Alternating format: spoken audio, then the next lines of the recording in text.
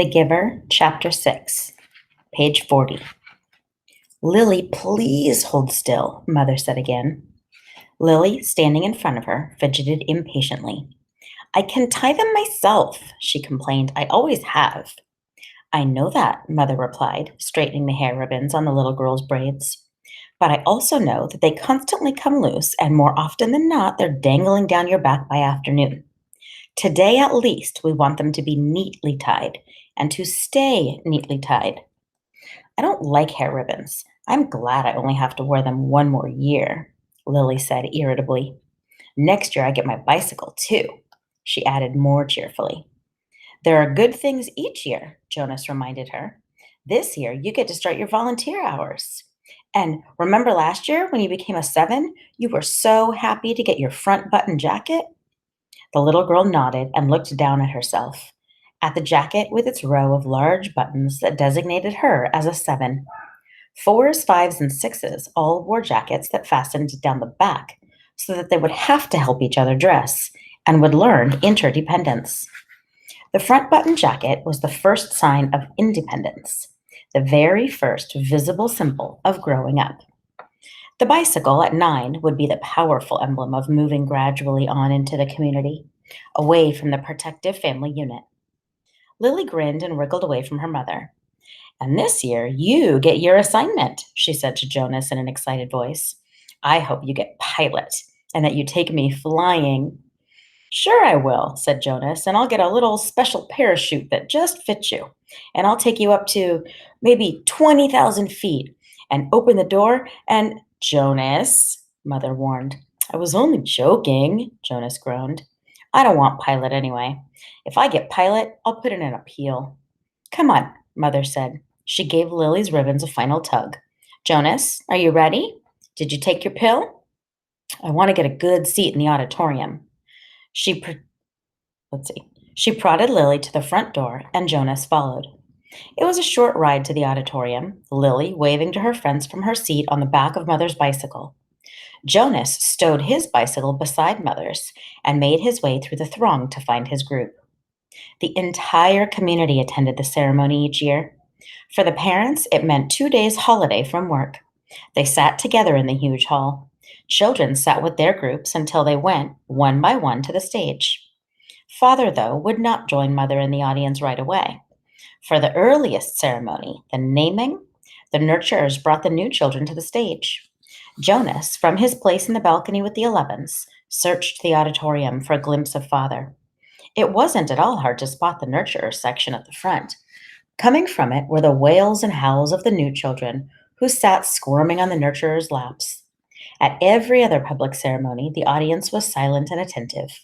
But once a year, they all smiled indulgently at the commotion from the little ones waiting to receive their names and families. Jonas finally caught his father's eye and waved. Father grinned and waved back, and then held up the hand of the new child on his lap, making it wave too. It wasn't Gabriel. Gabe was back at the nurturing center today, being cared for by the night crew. He had been given an unusual and special reprieve from the committee, and granted an additional year of nurturing before his name and placement. Father had gone before the committee with a plea on behalf of Gabriel, who had not yet gained the weight appropriate to spend his days of life, nor begun to sleep soundly at night to be placed with his family unit. Normally, such a new child would be labeled inadequate and released from the community. Instead, as a result of Father's plea, Gabriel had been labeled uncertain and given the additional year. He would continue to be nurtured at the center and would spend his nights with Jonas' family unit. Each family member, including Lily, had been required to sign a pledge that they would not become attached to this little temporary guest, and that they would relinquish him without protest or appeal when he was assigned to his own family unit at next year's ceremony. At least, Jonas thought, after Gabriel was placed next year, they would still see him often because he'd be part of the community. If he was released, they would not see him again, ever. Those who were released, even as new children, were sent elsewhere and never returned to the community. Father had not had to release a single new child this year, so Gabriel would have represented a real failure and sadness. Even Jonas thought he didn't hover over the little guy the way Lily and his father did, was glad Gabe had not been released. The first ceremony began right on time, and Jonas watched as one after another each new child was given a name and handed by their nurturers to its new family unit. For some, it was a first child, but many came to the stage accompanied by another child beaming with pride to receive a little brother or sister, the way Jonas had when he was about to be 5. Asher poked Jonas's arm. "Remember when we got Philippa?" he asked in a loud whisper. Jonas nodded. It had only been last year. Asher's parents had waited quite a long time before applying for a second child. Maybe, Jonas suspected, they had been so exhausted by Asher's lively foolishness that they needed a little time. Two of their group, Fiona and another female named Thea, were missing temporarily, waiting with their parents to receive new children. But it was rare that there was such an age gap between children in a family unit. When her family ceremony was completed, Fiona took the seat that had been saved for her in the row ahead of Asher and Jonas. She turned and whispered to them, "He's cute, but I don't like his name very much." She made a face and giggled. Fiona's new brother had been named Bruno. It wasn't a great name, Jonas thought, like, well, Gabriel, for example, but it was okay. The audience applause, which was enthusiastic at each naming, rose in an exuberant swell when one parental pair, glowing with pride, took a male new child and heard him named Caleb. This new Caleb was a replacement child. The couple had lost their first Caleb, a cheerful little 4. Loss of a child was very, very rare. The community was extraordinarily safe, each citizen watchful and protective of all children. But somehow the first little Caleb had wandered away unnoticed and had fallen into the river. The entire community had performed the ceremony of loss together, murmuring the name of Caleb throughout an entire day, less and less frequently, softer in volume, as the long and somber day went on, so that the little 4 seemed to fade away gradually from everyone's consciousness. Now, at this special naming, the community performed the brief murmur of replacement ceremony, repeating the name of the first time since the loss, softly and slowly at first, then faster and with greater volume as the couple stood on the stage with the new child sleeping in the mother's arms. It was as if the first Caleb were returning. Another new child was given the name Roberto, and Jonas remembered that Roberto, the old, had been released only last week. But there was no murmur of replacement ceremony for the new little Roberto. Release was not the same as loss. He sat politely through the ceremonies of 2 and 3 and 4, increasingly bored as he was each year. Then a break for midday meal, served outdoors, and back again to the seats for the 5s, 6s, 7s, and finally, the last of the first day's ceremonies, the 8s. Jonas watched and cheered as Lily marched proudly to the stage, became an 8, and received the identifying jacket that she would wear this year. This one with smaller buttons, and for the first time, pockets, indicating that she was mature enough now to keep track of her own small belongings. She stood solemnly listening to the speech of firm instructions on the responsibilities of 8, and doing volunteer hours for the first time. But Jonas could see that Lily, though she seemed attentive, was looking longingly at the row of gleaming bicycles, which would be presented tomorrow morning to the 9s. Next year, Lily Billy, Jonas thought. It was an exhausting day, and even Gabriel, retrieved in his basket from the nurturing center, slept soundly that night. Finally, it was the morning of the ceremony of 12. Now Father sat beside Mother in the audience. Jonas could see them applying dutifully as the 9s, one by one, wheeled their bicycles, each with its gleaming name tag attached to the back, from the stage. He knew that his parents cringed a little, as he did, when Fritz, who lived in the dwelling next door to theirs, received his bike and almost immediately bumped into the podium with it. Fritz was a very awkward child who had been summoned for chastisement again and again. His transgressions were small ones always: shoes on the wrong feet, schoolwork misplaced, failure to study adequately for a quiz. But each such error reflected negatively on his parents' guidance and infringed on the community's sense of order and success.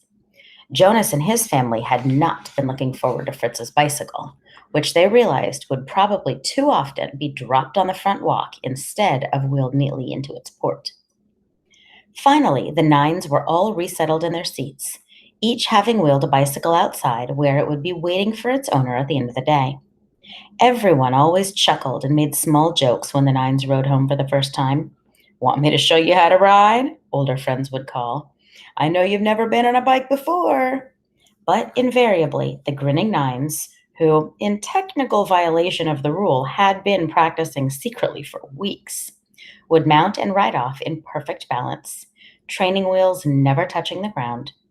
Then the tens.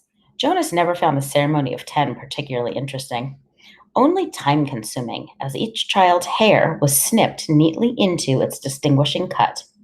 Females lost their braids at 10, and males, too, relinquished the long childish hair and took on the more manly short style, which exposed their ears. Laborers moved quickly to the stage with brooms and swept away the mounds of discarded hair. Jonas could see the parents of the new tens stir and murmur, and he knew that this evening, in many dwellings, they would be snipping and straightening the hastily done haircuts, trimming them into a neater line. 11s. It seemed a short time ago that Jonas had undergone the ceremony of 11, but he remembered that it was not one of the more interesting ones. By 11, one was only waiting to be 12. It was simply a marking of time with no meaningful changes. There was new clothing, different undergarments for the females, whose bodies were beginning to change, and longer trousers for the males, with a specially shaped pocket for the small calculator they would use this year in school. But those were simply presented in wrapped packages without an accompanying speech. Break for midday meal. Jonas realized he was hungry. He and his groupmates congregated by the tables in front of the auditorium and took their packaged food. Yesterday there had been merriment at lunch, a lot of teasing and energy, but today the group stood anxiously, separate from the other children. Jonas watched the new nines gravitate towards their waiting bicycles, each one admiring his or her name tag. He saw the tens stroking their new shortened hair, the females shaking their heads to feel the unaccustomed lightness without the heavy braids they had worn so long.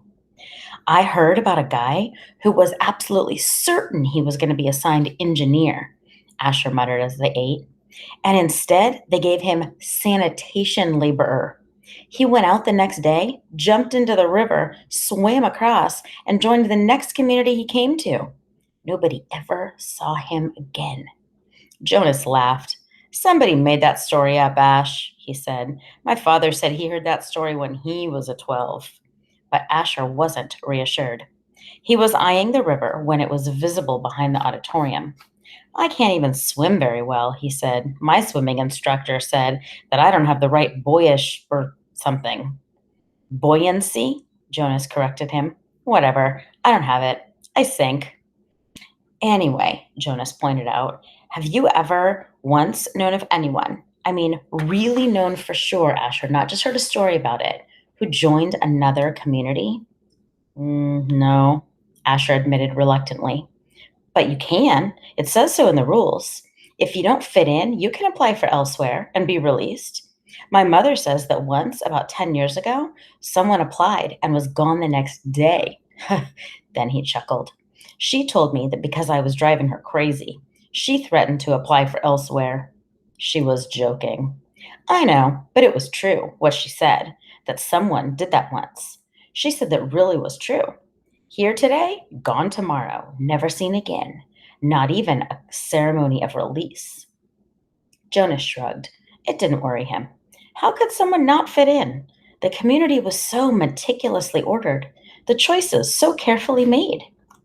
Even the matching of spouses, which given such weighty consideration that sometimes an adult who applied to receive a spouse waited months or even years before a match was approved and announced. All of the factors, disposition, energy level, intelligence, and interests, had to correspond and to interact perfectly. Jonas's mother, for example, had higher intelligence than his father, but his father had a calmer disposition. They balanced each other. Their match, which, like all matches, had been monitored by the Committee of Elders for 3 years before they could apply for children, had always been a successful one. Like the matching of spouses and the naming and placement of new children, the assignments were scrupulously thought through by the Committee of Elders.